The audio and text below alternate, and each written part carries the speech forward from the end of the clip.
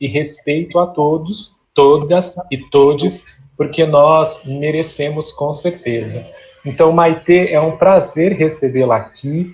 Fique à vontade para começar essa nossa conversa hoje. É muito bacana para nós recebermos você aqui nesse momento, tá?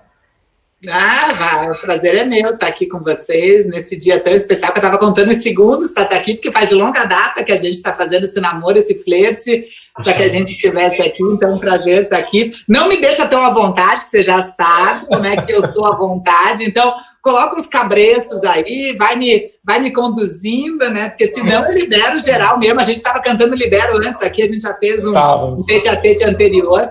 Então é um prazer estar aqui, e hoje aqui a gente pode falar de todos os assuntos para que a gente possa aproveitar esse nosso momento junto, muito mais do que para trazer soluções. Eu acho que a gente vem pensar possibilidades, a gente vem pensar lugares de potências que a gente possa melhorar enquanto humanos, né? Porque todo mundo está querendo mudar o mundo, mudar as sociedades, mudar as empresas, mas pouca gente aí, né, quer mudar a si mesmo, né? Então eu acho que é esse lugar de como a gente pode, no nosso micro, potencializar esse macro que a gente deseja tanto ser conquistado, né, que é esse lugar. Então, eu estou aqui para a gente pensar, eu trazer experiências que eu tenho, mas, ao mesmo tempo, também para aprender. Então, estou aqui nas suas mãos, literalmente, né, Wagner? Então, pode vir que a gente vai no embalo hoje.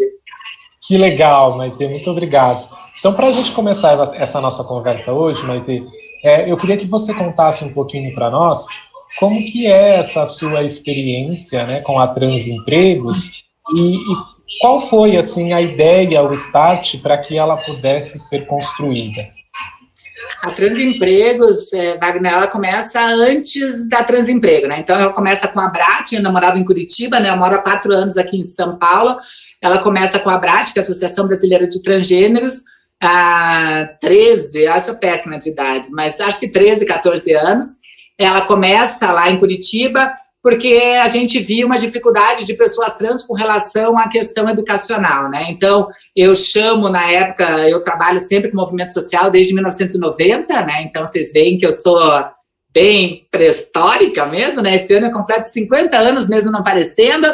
Mas, assim, dentro dessas mudanças todas, eu participava de uma das ONGs, que era um grupo que trabalhava com mulheres que viviam de prostituição, enfim, de prostitutas, enfim. E elas me chamaram para organizar um evento, um grupo de travestis também lá de Curitiba, sem aqueles esquemas de militância, sem verba, sem nada. E eu chamei 4 amigas minhas incríveis, né, que daí é a doutora Márcia Rocha, a Laerte Coutinho, que é super conhecida, nossa cartunista, a Letícia Lanz, e a Nani People, que fez a abertura do evento, e falei, olha, amigas, eu tenho que fazer esse evento bombar, para a gente realmente dar um boom aqui em Curitiba, que não era tão dentro do sistema, né? A gente está falando de um mundo início de internet, onde tudo se focava em São Paulo e Rio de Janeiro, não que isso tenha mudado muito.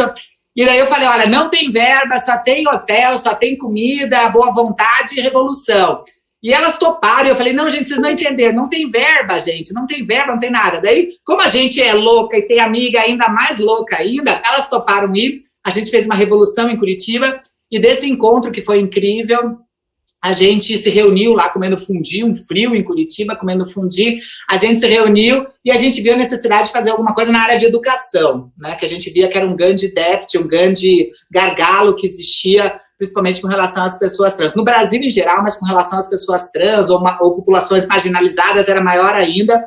E se já é difícil para quem tem educação, para quem não consegue esse aporte, fica ainda mais difícil esses processos de inclusão, de cidadania, de autoidentificação e, logicamente, inserção em mercado de trabalho, seja corporativo ou seja empreendedor, né? Tanto faz. E daí a gente começou esse trabalho com a Abrat, e depois de um tempo, a gente começou a perceber que não era suficiente, porque a gente começou a educar as pessoas, começou a educar a mídia, começou a falar da pluralidade que a gente era dentro da diversidade, que a diversidade é a nossa maior igualdade, e essas pessoas, quem estava no ensino médio começou a ir para o fundamental, quem estava no fundamental começou a ir para o médio, quem estava no médio começou a ir para as faculdades, para as suas graduações, quem estava na graduação começou a voltar, entendendo a importância do processo educacional. e começou um problema que a gente não tinha imaginado ou não tinha pensado, porque a gente estava com outros focos, que era a questão da inserção no mercado de trabalho, porque essas pessoas começaram a procurar estágios, começaram a procurar uma série de outros recursos e começaram a encontrar o mercado de trabalho que era fechado, continua, está um pouco melhor, mas que era fechado. E daí a Márcia Rocha, que é essa pessoa incrível que vocês têm que conhecer, a doutora Márcia Rocha, essa travesti, advogada, militante, empreendedora, que já era de São Paulo, ela criou, na verdade, foi ela que deu início, junto com um grupo de pessoas aí, ela deu início a Transemprego, como no início quase um braço da Abrat, uma extensão, mas que ganhou uma autonomia muito particular, esse projeto da Transemprego. Na época estava sendo fundado aqui em 2013, em São Paulo, o Fórum de Empresas LGBT, com poucas empresas, hoje são 100 e poucas, com poucas empresas no início, e foi um casamento no mesmo ano, e daí deu esse match, né? A Márcia ia em várias reuniões, mostrando que existiam pessoas trans com várias competências, e se é uma sociedade que diz ser meritocrática, que absorve os melhores talentos, né? Hoje em dia, na Transemprego, a gente tem quase 25 mil currículos do Brasil inteiro, né, Wagner? E 40% desses currículos têm graduação, mestrado ou doutorado. Se a sociedade é meritocrática de fato, por que essas pessoas com essas competências tão altas não conseguem emprego? É porque são trans, né? É por preconceito. Aliás, a gente não pode falar preconceito, né? Nas empresas a gente tem que dizer viés inconsciente. É por viés inconsciente, né? Que elas não conseguem emprego. E a gente criou a Transemprego, então, Márcia Rocha no começo, eu agreguei quando eu vim para São Paulo há 4 anos atrás para potencializar essa luta, e a gente está nessa conquista, né? Hoje a Transemprego aí está com... Hoje a gente completou aqui, trazendo a marca para vocês, 815 empresas parceiras, e só no passado, já são milhares nesses 7 anos que a gente ajudou a colocar, mas só no passado foram 799 pessoas trans empregadas no Brasil inteiro, 799 passos, eu digo, para esse mundo mais humano, mais justo e que seja potente e possível para todo mundo, né, Wagner? Então foi aí que a Transemprego nasceu. Muito legal. E assim, você traz números que a gente fica bastante feliz e contente. Eu vou botar uma luz aqui que nem você, tá? Por favor. Mas, ao mesmo tempo, a gente pensa, esses números precisam aumentar. E esses números precisam aumentar a partir do momento em que a gente precisa dar oportunidade para a população trans, porque, como você disse, nós temos uma população extremamente capacitada, inteligente, e o que precisa realmente é uma oportunidade. Precisa realmente mostrar que a gente pode, sim, ter as pessoas trans. Olha, entrou ótimo. Gente, ligou a luz, eu falei, gente, eu quero ligar minha luz também. Mais linda ainda. Maitê, e aí eu crio um gancho para uma outra discussão nossa, para uma outra pergunta. Eu vejo que vocês construíram a Transempregos a partir de uma situação de qualificar a população trans para o mercado de trabalho a fim de trazer maiores oportunidades. Hoje, a Transemprego ainda trabalha com a formação ou vocês têm... Transemprego não surgiu assim. Na verdade, a Transemprego a gente tinha muita amiga. Eu, a Márcia Laerte, né? Nós somos tiazinhas, que nem eu falei, né? A gente é meio anciã do movimento, meio pré-histórica, enfim, o nome que você quiser dar, né? Para pessoas acima de 50 anos, mas eu sou a mais novinha que tenho 50, então imagina o resto, né? Então, a gente começou porque a gente tinha muitas amigas, amigos e amigas que tinham capacitações variadas, e dentro dessas capacitações, mesmo assim, como eu te falei, às vezes com dois pós-docs, como é o caso da Vivian Miranda, que hoje está na NASA, trabalhando lá em Houston, né, trabalhando, mas ela no Brasil, com 2 pós-doc em física, ela não conseguia emprego no Brasil. E eram muitos os exemplos de pessoas trans que a gente tinha muito qualificadas e não conseguiam emprego. Então, a Transemprego era para mostrar para esse mercado que meritocracia é uma das maiores fake news que existe no mundo. Que meritocracia, ela é mentirosa, né? Que ela não existe de fato. Se eles quisessem os melhores talentos, esses 40% mega qualificados que tem na Transemprego teriam empregos e possibilidades que não conseguem ter. Então, essa é a primeira coisa. E não era trabalhar de realmente capacitar as pessoas trans.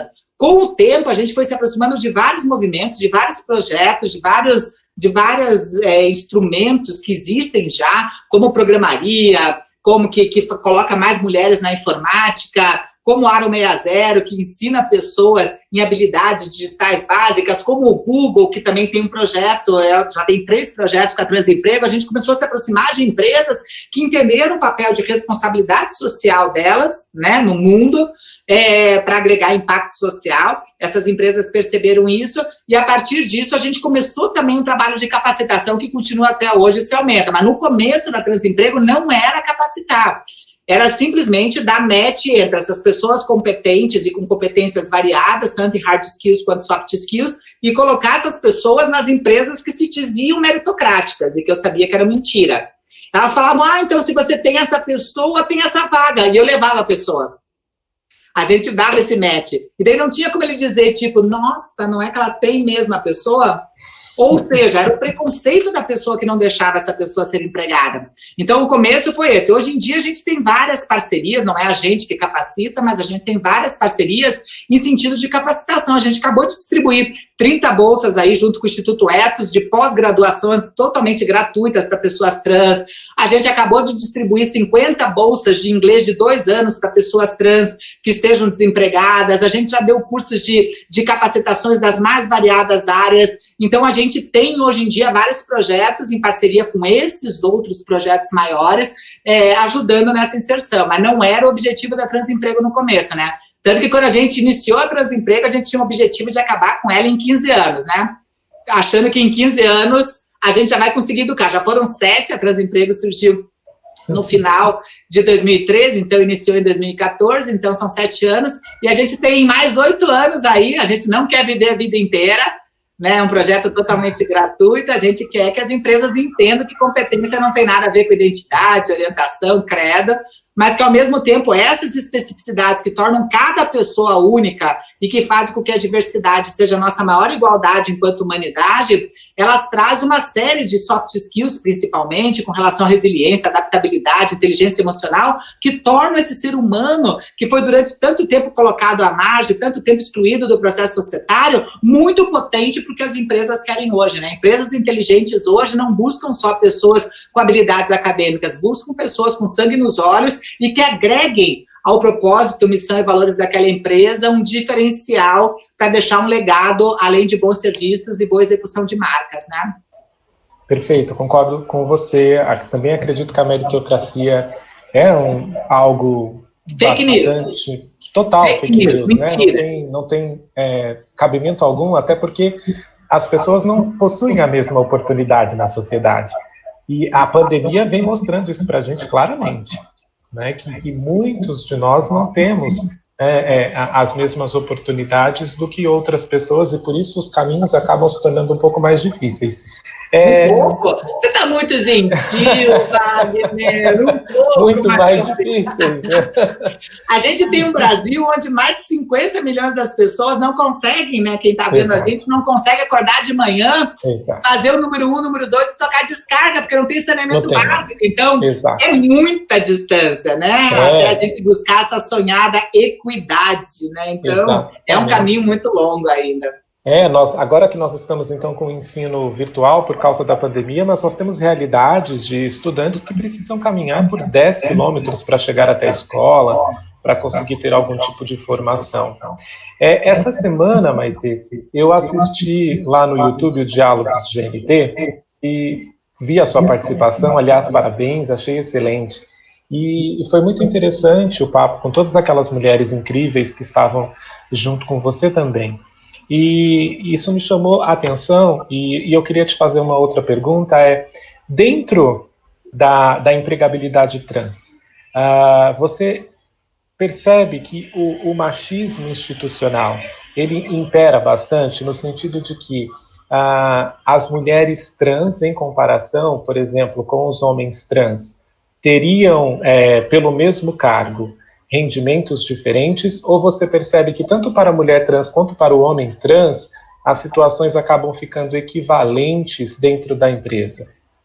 Equivalentes não, né? A gente vive, quando a gente fala de diversidade, de inclusão e de excludências, né, a gente tem que falar de transversalidade, de interseccionalidades, né, Wagner? A gente tem que falar desse lugar, né? Logicamente, para uma mulher é muito mais difícil do que para um homem. Para uma mulher Sim. preta é muito mais difícil. Para uma mulher preta e trans é muito mais Sim. difícil ainda. Se além de ser preta, trans, ela for periférica, ela tiver alguma deficiência, ela tiver mais de 50 anos, e essa pessoa for migrante, é muito mais difícil. Então, Sim. cada vez que você vai somando essas excludências, esses processos de exclusão, mais difícil ficam os processos de inserção dessas pessoas em qualquer coisa. E a gente aqui está falando do mercado de trabalho, mas é com relação ao acesso à saúde, com relação ao acesso à educação, com relação ao acesso à moradia, à segurança, qualquer coisa que a gente fale que deveria ser premissa básica garantida constitucionalmente aí pela nossa Constituição Cidadã, de que todo mundo é igual, independente de, né? A gente sabe que também não funciona, deveria funcionar, mas não funciona. Então, logicamente, essas somatórias, né? Por exemplo, uma mulher trans, ela tem a questão da questão trans, a questão identitária, como um homem trans, mas ela tem a questão de gênero agregada nessa excludência. Então, é mais difícil, né? Então, logicamente, a gente vê que a inserção do homem trans no mercado de trabalho é um pouco mais fácil. São maiores as inclusões através do homem trans, entende?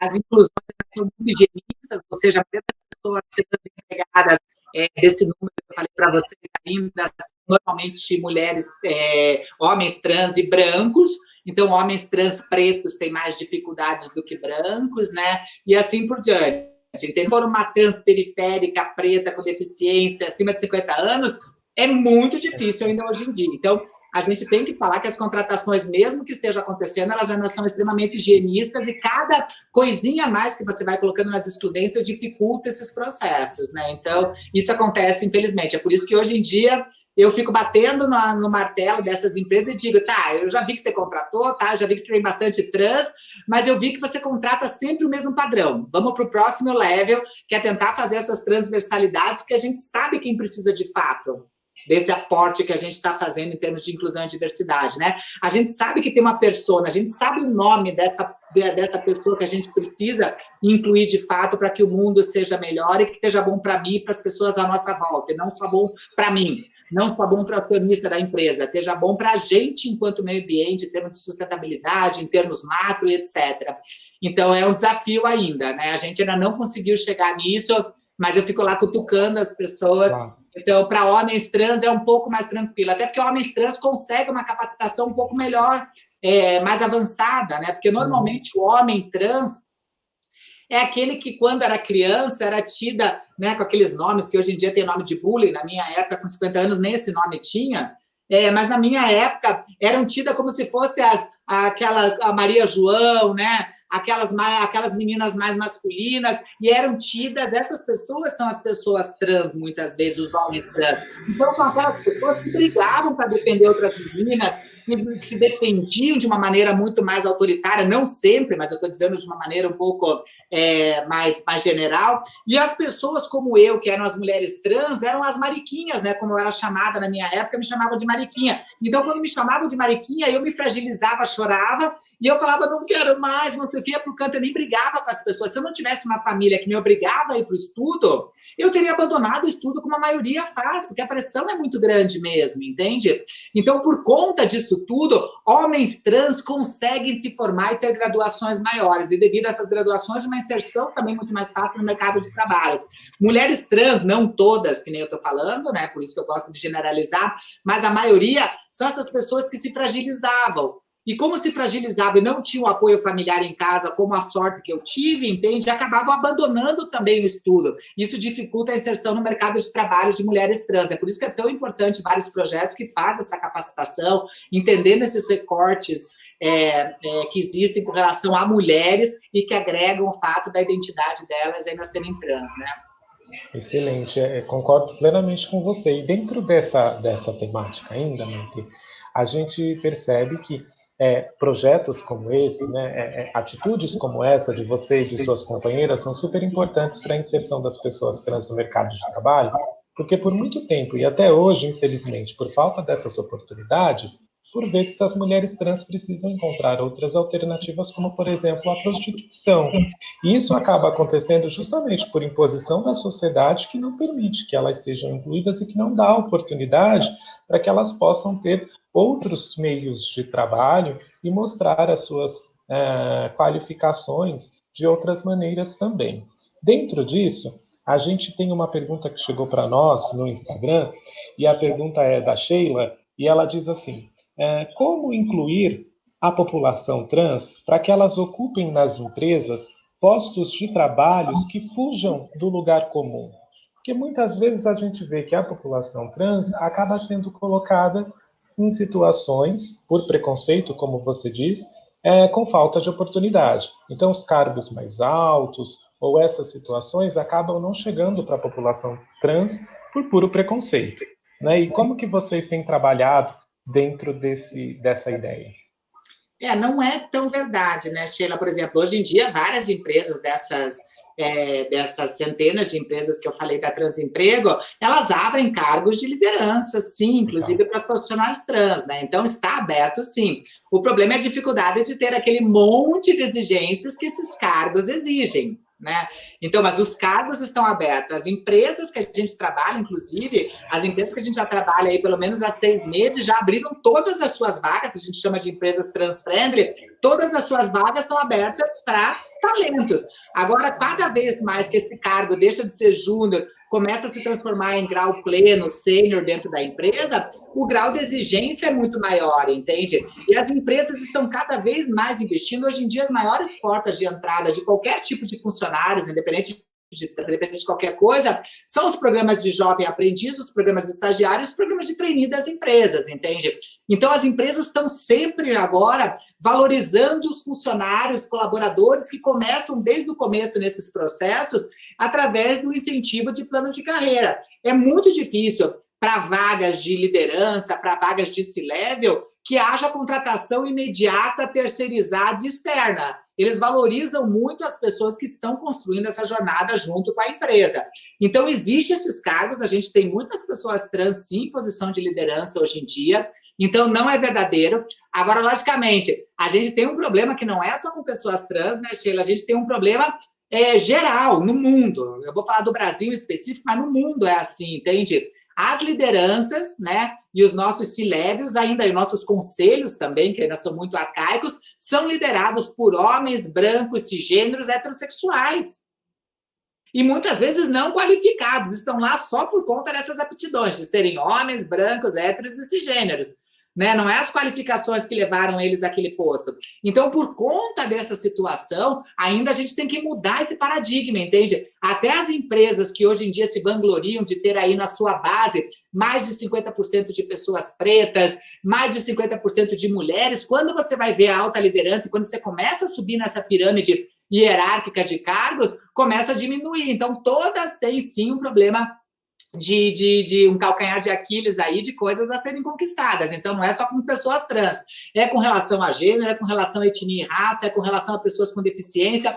Foi feito um estudo aí pelo Fórum Mundial, Reinaldo Bulgarelli aí do Fórum de Empresas, ele fez um mapeamento. Se a gente levar em consideração as políticas públicas relativas a todos os grupos de afinidade, a todos os grupos que as empresas dividem as pessoas aí de etnia, raça, gênero, idade, etc., se a gente levar essas políticas que a gente construiu aí, né, galgando esses postos positivos, entende, de construção, se a gente deixar naturalmente essas mudanças acontecerem, sabe quantos anos, Wagner, vai demorar para que mulheres, né, mulheres atinjam em grau de liderança a mesma equiparação em termos de salários dos homens? 49 anos. É muito tempo. De pessoas negras com pessoas brancas em grau de liderança, vai passar de 83 anos. De pessoas com deficiência, de pessoas sem deficiência em grau de liderança, 1.302 anos. Se a gente não tiver uma proassertividade de acelerar esses processos e de criar políticas afirmativas. De pessoas trans, a gente nem tem o número que pessoas trans estão entrando agora, a gente nem tem essa contabilidade para falar. Então, não dá para a gente ser tão passivo e esperar naturalmente a mudança. A gente tem que ser agente propositivo para que essa mudança efetivamente aconteça. Então, está acontecendo uma mudança? Tá. Pode ser mais rápido? Deve ser mais rápido. É por isso que é tão importante que a gente faça isso em todas as instâncias, independente do tamanho e do ramo das empresas, e que a gente faça essa mudança também nas nossas vidas, porque se a gente não furar nossas bolhas, não adianta esperar do macro para que esse milagre aconteça, né? É verdade, Maite, você tem toda a razão. Nós temos vivido nos últimos tempos momentos políticos muito sombrios. né, que tem, inclusive, causado um prejuízo muito significativo para toda a população e, em particular, para as minorias. Aqui a gente coloca a população LGBTQIA+, a população preta, né, a população de deficientes. Nós vimos nessa última eleição, por exemplo, que nós tivemos um número de vereadoras trans bastante significativo, né? Isso nos deixou com uma certa esperança de mostrar que, de repente, alguma coisa está mudando e a gente consegue ver um horizonte mais bonito. Dentre essas vereadoras que foram eleitas, nós temos a vereadora de São Paulo, a Erika Hilton, uma mulher incrível também, que tem trabalhado ativamente na inserção da população trans no mercado de trabalho também. E ela traz isso como pauta política dela, inclusive tem feito trabalhos belíssimos, como o que você também faz. Dentro dessa nossa temática, nós temos duas perguntas que chegaram para a gente no Instagram. A pergunta do Daniel é se o Estado tem contribuído para a empregabilidade trans. E a pergunta do Ramilson seria se o governo cria medidas para que a população trans tenha estas oportunidades. Você saberia dizer para a gente? Vamos começar. Eu detesto duas perguntas, porque minha cabeça fica muito boa. Vamos começar pela primeira pergunta. Primeira pergunta. Sim, primeira pergunta. Se o Estado tem contribuído para a empregabilidade da população trans. Muito pouco, na verdade, né? O Estado, eu estou falando em termos de Estado Brasil, né? Então, a Erika Hilton é um exemplo, a gente tem a Erika Hilton, teve a Erika Malonguinho aí, nossa deputada, que continua, a gente teve essa representatividade incrível, né? Então, foram 31 mulheres trans eleitas e muito bem eleitas, geralmente as mais votadas, né? A Erika Hilton foi a mais votada do Brasil, né? Não só em São Paulo, como mulher negra, acabou aí de ganhar para ser nossa presidenta da Comissão de Direitos Humanos da sociedade. Então, quer dizer, são várias conquistas que estão acontecendo. Na Câmara, a gente tem 4 pessoas trans, né? A gente tem, além de Erika Hilton, Tami Miranda, e a gente tem 2 co-vereadoras aí, que é a Caroline Yara, aqui em São Paulo, e mais a Samara Sóstenes. Então, a gente está tendo, né? A sociedade está dando uma resposta a isso tudo. Agora, o Estado em si, ele ainda é muito capenga, né? Não tem políticas públicas efetivas. Aqui no estado de São Paulo, particularmente, tem um projeto, que é um projeto incrível, que começou na época do Radar, se chama Transcidadania, que é um projeto que daí sim é abraçado pelo Estado, onde capacita, né, onde dá realmente durante 2 anos um auxílio aí de uma verba para que essas pessoas trans possam deixar muitas vezes a prostituição, que elas são imputadas, né, para a prostituição, que elas possam deixar um pouco a prostituição para se dedicar ao estudo durante esses 2 anos. Então, durante 2 anos, essas pessoas, quem está no ensino médio, quem está no ensino fundamental pode ter chance de chegar no médio, quem está no médio pode ter chance de concluir o médio e entrar numa graduação e assim por diante. É ainda muito limitado porque é dentro da cidade de São Paulo, né? Agora a própria Erika está batalhando para que isso seja expandido em termos do estado de São Paulo, junto com a Erika Hilton, e que a gente possa transformar isso num projeto nacional, né? Porque só através da educação e da política que a gente consegue mudar de maneira efetiva e muito mais rápido esses processos necessários desse background, desse histórico que a gente tem de excludências que vem desde a época escravocrata, de época de preconceitos, etc., de uma sociedade doente que a gente criou, né? Nós somos essa sociedade doente. Nós temos que fazer o meia-culpa como parte do problema para, a partir disso, ser parte da solução do que a gente deseja. Então, o Estado, infelizmente, ainda é muito capenga, né? A gente tem um Estado vivendo uma necropolítica que vive realmente da morte das pessoas, que vive desse lugar, desses corpos que são, além de abjetos, considerados putrefactos, que são colocados em valas como indigentes, né? Então, a gente tem esse Estado que, infelizmente, é comparsa, na maioria das vezes, desse lugar de excludência. É um Estado que não apoia a educação porque adora manter o público como gado para ser mais fácil de ser manipulado. Então, é difícil ter um Estado desse jeito, entende? Então, são políticas que acabam conseguindo uma ou outra brecha para inserção, mas, infelizmente, ainda é muito gradativo, é muito pouco, né? Existem projetos tramitando na Câmara, inclusive, de obrigatoriedade de que empresas estatais no estado de São Paulo, empresas estatais ou empresas que prestem serviço para o Estado têm uma porcentagem mínima garantida de pessoas trans dentro dessas empresas, mas ainda é um projeto, não se transformou em lei, né?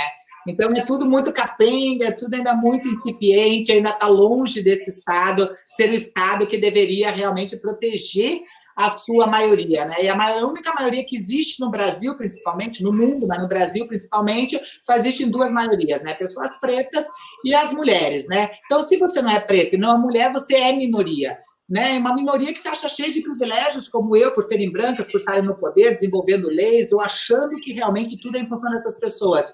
A revolução só vai acontecer quando a gente pensar na maioria. Então, a revolução tem que ser feminina, tem que ser preta, tem que ser travesti, tem que ser periférica, tem que ser com mais de 50 anos de idade, ela tem que ser migrante, a gente tem que ser com deficiência, a gente sabe quem que a gente precisa colocar, dar foco e dar zoom para que a revolução verdadeiramente aconteça. Só assim que a gente vai ter um país, um mundo e uma sociedade melhor, né, Wagner?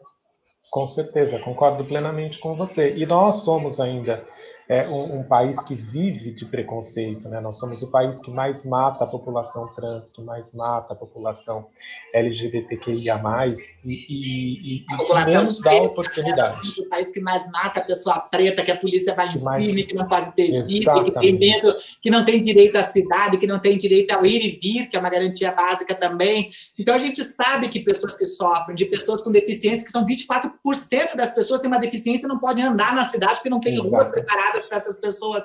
Quem diria acessar um banheiro, quem diria acessar um emprego, né? Então, essas desigualdades que a gente tem que lutar e ser ponte. É muita coisa para fazer ainda, viu, Fábio? Eu concordo plenamente com você, e a gente caminha a passos curtos, né? Mas eu acho que esses projetos como o de vocês acaba trazendo aí um acalanto para o nosso coração e mostrando que a gente consegue mudar, né? Que basta ter um pouquinho de força de vontade da população como um todo para que a gente consiga se unir e tentar diminuir um pouco dessas situações.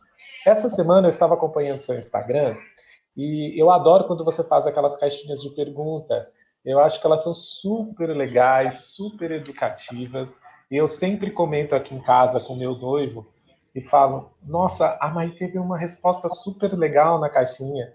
E essa semana, Maite, acho que foi ontem, você fez uma caixinha e aí teve uma pergunta muito, muito interessante para você, que foi assim, Maite, como que você vê hoje a situação de preconceito contra a população LGBTQIA+. Você acha que melhorou? Não sei se você lembra dessa pergunta. E aí você deu uma resposta muito legal, Maite, e eu queria que você trouxesse essa resposta para a gente de novo hoje, que eu achei que aquilo resumiu perfeitamente o momento que a gente vive atualmente aqui.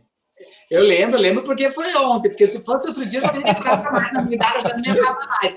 Mas eu respondi para a pessoa e falei que melhorou e piorou e expliquei que melhorou e piorou. Daí eu falei, olha, melhorou porque como a gente tem mais informação, pessoas que estavam adeptas a receber informação e ampliar seus horizontes, ampliar seus nortes, ampliar suas percepções, acabaram diminuindo seus vieses e com isso seus preconceitos, ou seja, se transformaram em pessoas melhores. Ao mesmo tempo, pessoas que já eram preconceituosas, pessoas que já eram das trevas, por conta desse lugar que hoje em dia a gente pode falar, isso é só opinião minha, isso não é fascismo, isso é um direito à opinião e à minha liberdade de expressar o que eu estou sentindo, acabaram indo cada vez para um lugar muito mais escroto. Então, tem um lado que foi bom, porque muita gente veio para a luz, e a grande maioria, mas tem um lado que pessoas que antigamente ficavam nas trevas e tinham vergonha de dar suas opiniões, hoje em dia até enaltecem colocando isso como ponto de vista, inclusive dizendo tem que morrer sim, tem que matar, e isso é uma limpeza social higienista, né? Então, tem os dois extremos. Então, melhorou muito por um lado e piorou muito por outro,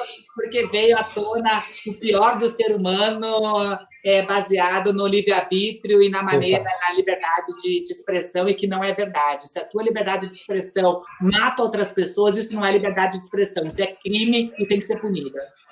E como você mesmo tem dito, isso vem sendo chancelado por muitas autoridades, né? Isso é o que mais nos deixa tristes e preocupados, né? Que você tem ali uma confirmação. Sim, você pode ser preconceituoso, e nós estamos aqui te dando apoio para isso, quando isso não deveria acontecer, né? Isso deixa a gente, assim, bastante triste. Mas preconceito, sabe, Vá?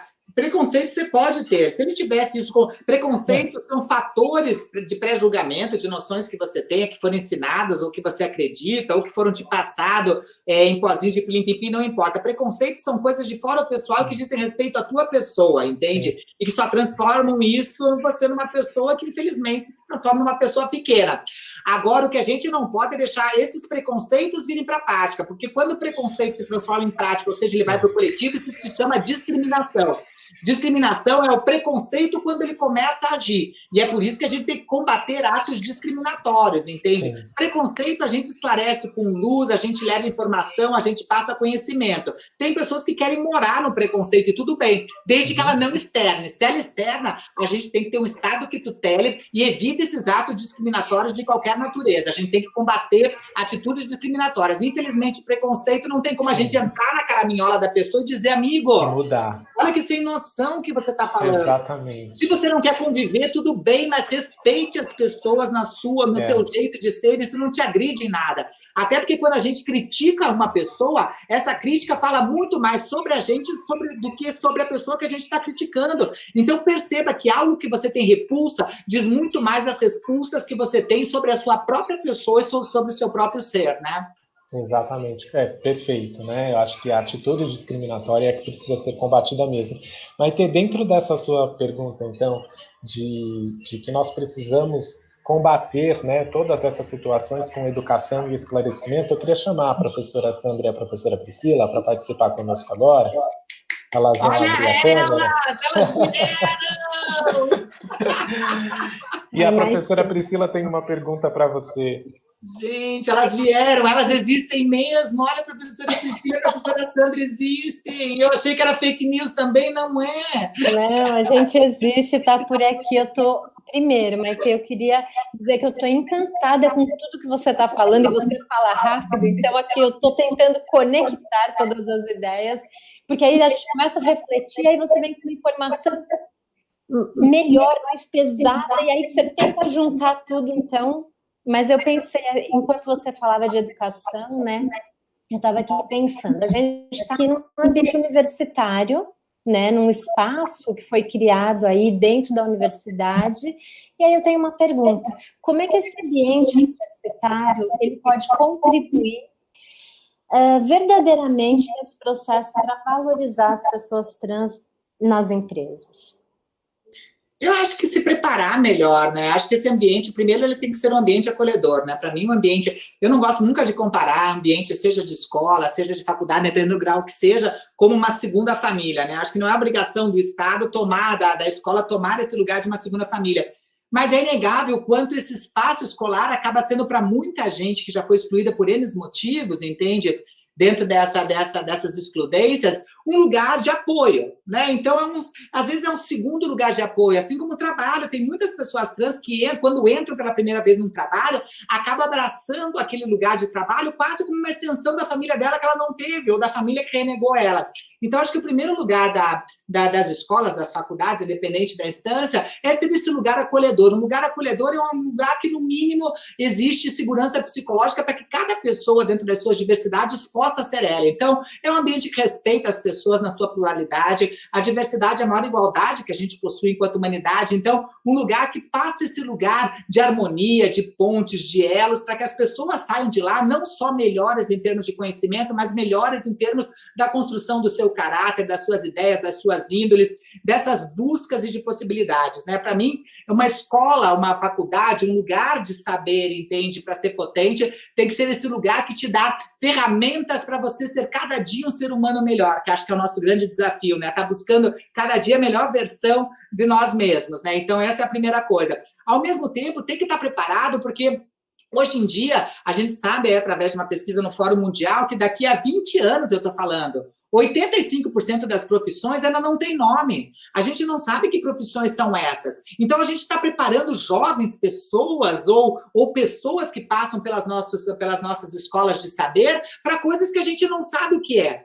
Mas esse mesmo estudo do Fórum Mundial mostrou que competências, independente de que nome, que profissões vão ser essas, que competências e habilidades elas vão ter. E todas elas são relacionadas ao humano. que tem a ver com inteligência emocional, que tem a ver com questões de adaptabilidade, que tem a ver com questões de resiliência, todas essas habilidades, trabalho em equipe, todas as habilidades das construções futuras de profissões que a gente não tem, passam por esses lugares. Então, a escola tem que cada vez mais preparar o aluno para além de questões simplesmente acadêmicas, entende? Tem que preparar para a humanidade, de que maneira que a gente transforma isso a perceber um grau de inteligência para além do que é colocado. Assim como as empresas inteligentes hoje em dia não buscam pessoas só com essas hard skills, né, que a gente chama essas habilidades acadêmicas. Cada vez mais empresas inteligentes estão buscando um equilíbrio entre hard skills e soft skills, que são essas habilidades subjetivas. Um controle, uma harmonia entre isso é o caminho que a gente vai preparar melhor os nossos jovens, pessoas que passam nas nossas mãos em termos de educadores. Então, eu acho que buscar este caminho, entende? Acho que a academia também tem que buscar este lugar de modernização e, ao mesmo tempo, de humanização. Não que não seja importante o saber acadêmico, que é grande e lógico que não deve ser esquecido, mas, ao mesmo tempo, em que espaço isso se humaniza e a gente consegue fazer um contraponto entre essas hard skills e soft skills. Então, acho, sabe, Pri, que esse é um caminho que é necessário, né? As escolas do futuro estão preparando melhores humanos, entende? Até porque a gente só vai ter uma empresa melhor, uma sociedade melhor, quando a gente tiver humanos melhores. A gente está querendo que as empresas e os estados e o país fiquem melhores. Isso não vai acontecer enquanto gente, não for melhor. Se a gente não preparar uma base boa, não adianta a empresa estar ótima, não adianta o Estado estar incrível com leis maravilhosas. Nós temos que melhorar no micro para que no macro esse trabalho seja verdadeiramente potente. Perfeito, Maite, perfeito. Sandra, você queria falar alguma coisa? Olha, eu estou absorvendo tudo, assim, a sua... quanto você conecta, o quanto o seu pensamento é ágil, é fabuloso. E o quanto a gente acredita e pactua nisso, né? Você falou que a gente tem que fazer no micro para o macro. Eu, acredito muito nisso, Maite, porque, assim, eu preciso fazer no meu dia a dia, no meu universo, né? Com os meus filhos, com os meus amigos, na rua, né? Porque eu achei fantástico quando você falou do preconceito, né? Porque preconceito é preconceber alguma coisa. E você pode quebrar esses paradigmas o tempo todo, porque você evolui quanto humano, né? A sua pessoa, o seu eu interior vai estar evoluindo sempre. Agora, o problema é quando isso escola, né, para o quadrado do outro. Você ficar com suas com seus preconceitos aqui no seu quadrado, beleza. Mas quando você ultrapassa e invade o do outro, você se julga no direito de ditar o que ele vai fazer, né? E aí você estabelece padrões, né? E aí eu acho que você traz essa fala muito forte, né? E aí eu vou te trazer uma pergunta, vou compartilhar com você uma coisa que um querido amigo que trabalha com geriatria, né? O foco, né, de estudo dele é geriatria LGBTQIA+, e ele fala, né? Você vai a um local, né? A empresa, sim, não é só ela admitir essa pessoa, né? Na verdade, ela tem que preparar toda a sua equipe para atender, porque ele fala, como você se dirige, né? Com respeito, e como que você lida com essa situação? Aí, quando você fala do mercado de trabalho, me fez pensar, e eu queria ouvir sua opinião. A nossa luta não é só pela inserção, a nossa luta é para que as empresas, o ambiente universitário que já existe com as pessoas que já estão lá, mudem esse comportamento, né? Porque só assim a gente aumenta a inclusão. Não é inclusão, é possibilidades. Você falou da diferença. Somos todos diferentes. Nenhum humano é igual ao outro. Embora eu diga, né? Eu falo, inclusive, às vezes para os meus alunos, falo, olha, quando você vai para debaixo da terra e o bicho começa a comer, a anatomia é a mesma, viu? Minha, sua, de qualquer outra pessoa. né? Mas quanto seres aí emocionais, espirituais, somos diferentes. Então, eu queria ouvir, assim, porque a gente, óbvio, e briga, né? Acho que muito disso vem de uma discussão no ambiente universitário que teve durante muito tempo, né? Quando vem a questão das cotas, né? Que tem uma puta importância. Você tem que ter. Se você não tivesse ido, você não teria inserido. Acabou, tá? Mas mais do que isso, não é só inserir. Como que você enxerga, o que você acha que pode ser feito para aqueles que estão lá? Né, professora Sandra? É isso, né? Na minha opinião, a gente que trabalha eu trabalho muito no corporativo, né? Mas eu aplico isso na minha vida, nos projetos sociais, que eu sou madrinha, enfim, né? No começo, quando eu comecei a trabalhar, eu achava que a gente usa essas palavrinhas, né? Inclusão e diversidade. A gente acha que inclusão e diversidade são as mesmas coisas, né? São quase sinônimos e colocados na mesma caixinha, porque normalmente vem num pacote único, né? Então, a gente sabe que não, mas no começo eu achava que era. Então, no começo, inclusive, quando começou a Transemprego, o pessoal falava assim, eu quero 3 trans, 4 trans, parecia um leilão. E eu ia jogando as pessoas trans sem nem me preocupar onde elas estavam sendo colocadas, né? E logo no começo, isso que eu digo, passou 6 meses, eu já percebi que isso não dava certo. Não era legal nem para as empresas e nem para as pessoas trans, principalmente, né? Porque você jogava essas pessoas trans em ambientes que não estavam preparados, que eram extremamente hostis, cruéis, entende? A pessoa não era efetivada dentro da equipe. Então, a pessoa mesmo pedia demissão e muitas vezes saía falando mal da empresa, a empresa falando mal da pessoa trans que não se adaptou, porque não teve esse processo de coabitação, esse processo de preparação do ambiente. Então, hoje em dia, né, então, eu percebo que se você tem, é um processo mais demorado, eu ensino as empresas hoje em dia a transformarem as suas culturas organizacionais em espaços mais potentes, espaços com segurança psicológica, espaço onde haja combate a zero discriminação, políticas de zero discriminação, onde tem ouvidorias cada vez mais sensíveis e afinadas para que não aconteçam processos discriminatórios de espécie alguma, para que as pessoas possam, em sendo quem são e sendo respeitadas pelo que são, possam produzir melhores, pessoas que estão bem consigo mesma produzem melhores, pessoas felizes produzem ambientes muito mais potentes, entende? As empresas inteligentes começaram a perceber que o resultado no macro tem que levar em consideração o somatório do seu micro. Quanto mais os micros que compõem essas empresas de colaboradores, de pessoas que agregam na composição da construção dessa marca e desses serviços estiverem bem, naturalmente o resultado no macro vai bater metas sem você cobrar. Porque antigamente a empresa só cobrava essa meta, vamos dobrar essa meta, criando ambientes extremamente estressantes, ambientes sem colaboração e sem competitividade, ambientes onde você criava pessoas colocando em risco a saúde mental dessas pessoas, com síndrome de burnout, pessoas com AVC com 30 anos de idade, então eram extremamente cruéis nesse tipo de cobranças, entende? Até que as empresas começaram a falar, não dá, a gente tem que valorizar que as pessoas são diferentes, tem uma pessoa que rende melhor à noite, outra pessoa trabalha melhor durante o dia, uma pessoa trabalha bem em grupo e outra pessoa trabalha bem sozinha, uma pessoa trabalha bem com pantufa no pé e a outra adora estar com terno e gravata e salto alto, mas isso não muda o resultado, aliás, muda, porque se ela estiver do jeito que ela está e ela for respeitada como está, ela vai produzir muito mais. Então, empresas inteligentes começaram a pensar nisso. Então, hoje em dia eu percebo, é um trabalho um pouco mais lento, que não adianta você contratar consultorias para entupir de diversidade dentro, acreditando que isso vai trazer mais inovação e que a inovação vai gerar criatividade, vai trazer respostas mais inteligentes e competitividade de mercado. Não adianta isso. Você tem que ter um trabalho um pouco mais lento, né? E aí depende da velocidade da empresa, do meio que você está, na escola, qualquer lugar, entende?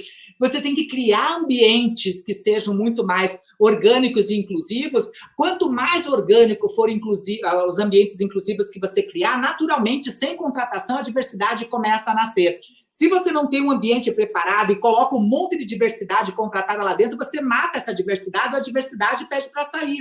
Ao contrário, quando esse ambiente se transforma em um lugar tão incrível, a diversidade começa a brotar como se fosse pozinho de pilim-pim-pim, porque as pessoas começam a ser elas, começam a querer que as pessoas próximas venham trabalhar lá. São ambientes tão legais que você não fala só, eba, sextou, você fala, eba, segundou, vamos voltar, porque você vê o teu propósito agregado ao propósito daquele lugar. A gente que lida com o trabalho de diversidade e inclusão tem uma frase que ficou muito conhecida, que é de uma mulher, a Weiner, e que ela fala, né, que tipo, diversidade é quando a gente convida para a festa, mas que inclusão, de fato, é quando a gente tira as pessoas para dançar. Eu usava muito essa frase, eu adorava, porque eu adoro frase. E depois uma pessoa que era surda, amiga minha, chegou e falou assim, mas eu não gosto, porque não adianta, e se a pessoa me chamou para a festa, tirou para dançar e eu não estou escutando a música? Eu falei, verdade. E daí uma outra chegou para mim e falou assim, e se além de não escutar, eu não gosto daquele ritmo que foi tocado? Ou eu não gosto de dançar porque eu sou tímido. Enfim, então eu falei, não vou mais usar essa frase. Daí eu usei uma nova agora que eu aprendi, que é com a Nicole Macho, que é uma CEO maravilhosa, você tem que seguir no LinkedIn, e que ela fala que diversidade é quando a gente conta as pessoas. E é esse ponto, mais ou menos, que todo mundo está, a sociedade, as empresas estão. E é legal a gente contar, porque antigamente, através dessa sociedade fake de meritocracia, a gente não olhava para o lado. A gente não via quantas pessoas pretas a gente tem. Elas estão na liderança? E pessoas trans? E imigrantes? E pessoas com mais de 50 anos? Onde estão? Agora a gente está contando. Isso é diversidade. É quando a gente conta, quando a gente faz um raio-x e a gente vê a nossa empresa não reflete a raio-x da sociedade. A nossa escola não reflete o raio-x da sociedade. Isso é diversidade, é legal a gente fazer, para ter uma noção, né? Porque senão a gente vai nesse fluxo natural achando que é Deus que fez isso ou pozinho mágico. Não é. Agora, inclusão, que é o que eu acredito, é quando você para de contar as pessoas e todas as pessoas contam. Quando você para de contar e as pessoas contam de fato, quando todo mundo não é mais um menos um, é ou um a uma ou uma que falta para que essa cadeia, esse elo fortificado da nossa sociedade verdadeiramente aconteça. Então, eu acredito nesse processo de inclusão. É um processo mais demorado, mas ao mesmo tempo mais lindo. Então, tem diferença, sim. E eu acredito, eu dou de dica já. Se você for possível, se você quer começar com diversidade e inclusão, comece com inclusão, que o caminho, por mais que seja demorado, vai ser muito mais prazeroso, sólido, orgânico, coerente e sem volta, porque não pode. Inclusão é para todo mundo, inclusão é para mim, para você, é para todo mundo. Inclusão é para o mundo melhor, é para que a gente continue tendo uma vida melhor como gente, como humano, e para que a gente possa criar o mundo possível, porque senão, você vê, a gente deu ruim como sociedade, né, Sandra? A prova disso é que todo mundo, agora em pandemia, mas sempre acontece isso, né? A gente fica pedindo, vem meteoro, acaba com tudo, tá tudo machucado. O meteoro passa do lado, todo mundo chamando, o meteoro passa do lado da Terra. Nem o meteoro quer entrar aqui. Então, se nem o meteoro, a gente chamando o meteoro entra, Sandra, é porque a gente deu ruim. Mas, ao mesmo tempo, a gente pode dar bom, né, de assumir a nossa parte, de fazer o meia-culpa e fazer a mudança disso tudo, né? Então, ainda tem jeito. Eu sou uma otimista, sim. Não uma poliana, mas uma otimista, né?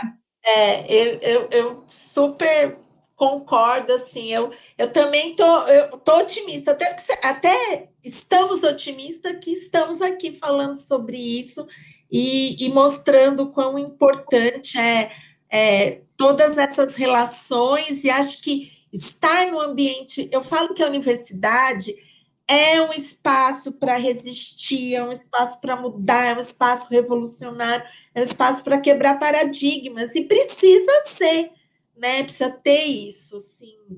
Mas só resiste quem existe, viu, Sandra? Se você não existe, você não consegue resistir. Exatamente. Então, em primeiro lugar, que antes da resistência, da existência. Por isso que a gente tem que batalhar tanto por espaços de existência, por espaços de possibilidade, com espaços de que realmente as pessoas possam ir além do nascimento, parir o ser humano que são.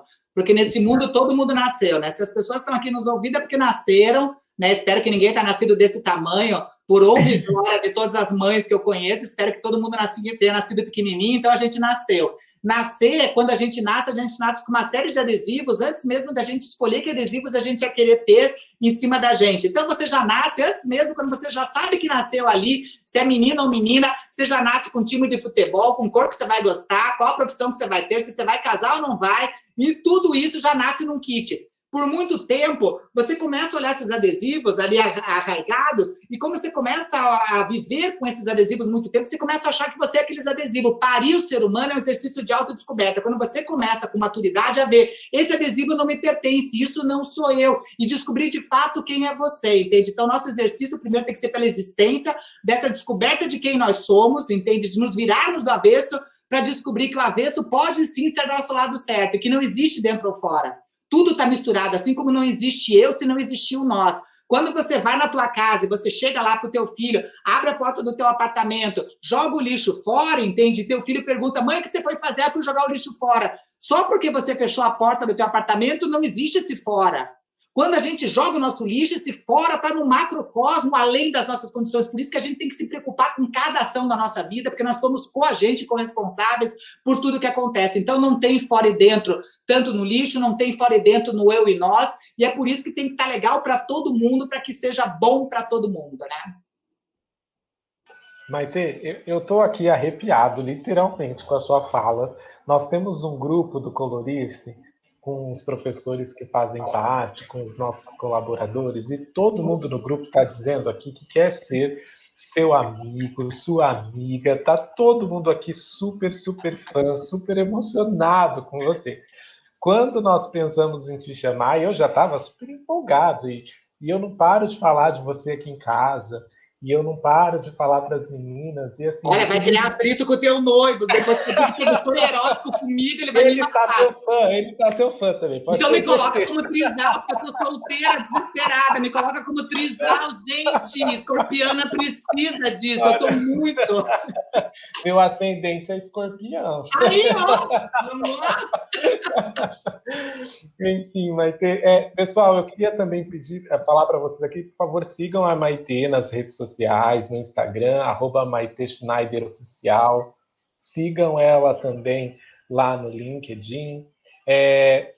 Sigam o Instagram da Transemprego também, @Transemprego, sempre com conteúdos fantásticos, conteúdos... O Instagram da Maite é divertidíssimo, um Instagram super leve, super politizado, vocês precisam muito acompanhar. Acompanhem o Instagram do Colorir-se também. E, Maite, para a gente encerrar essa nossa conversa maravilhosa, que por nós a gente ficaria aqui conversando horas e horas e horas e horas e mais horas, você gostaria de deixar aí uma mensagem para a gente, dizer alguma coisa? Sei lá, também tô no Tinder, né, gente? Vamos usar o Tinder, minha rede também principal no momento é o Tinder, o Rapper, né? Então, também estou lá nessas redes, né? Porque também não custa nada a gente divulgar, vai que o Colorir-se, né, serve de apadrinhamento, então estamos nesse desespero, eu diria, né? Não é carência, é desespero chega a ser. Mas, assim, eu sou muito do teatro, né? No teatro tem um cara muito legal chamado Peter Brook, né? E o Peter Brook, ele escreveu um livro incrível que todo mundo tem que ler, que se chama De Portas Abertas, e ele fala, nessa vida tudo pode, só não pode qualquer coisa. E para mim, qualquer coisa é não ser a gente. Então, vocês podem tudo, só não deixem de ser vocês. E quando a gente consegue transformar e chamar os nossos sonhos de propósito, a gente consegue fazer uma revolução na nossa vida. E juntos e juntas, a gente não é só mais forte, a gente é imbatível. Então, vamos nos unir, vamos fortalecer quem precisa, principalmente nesses momentos.